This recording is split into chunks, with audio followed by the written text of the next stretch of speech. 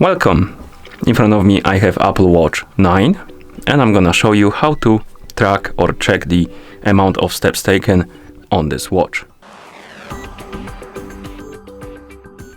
First thing we need to do is to wake up the screen on our watch. You can do it by pressing any of the buttons. Once you wake up the screen, press the Chrome button to open the menu. Now, scroll through the menu and find the activities icon. This one right here. Once you find it, tap on it. And here you can scroll down through the list of different statistics, and one of them will have the steps. And here you can check them. And once you're done, you can press the Chrome button to go back to watch face. And that's how you check the amount of the steps taken on this watch. Thank you for watching.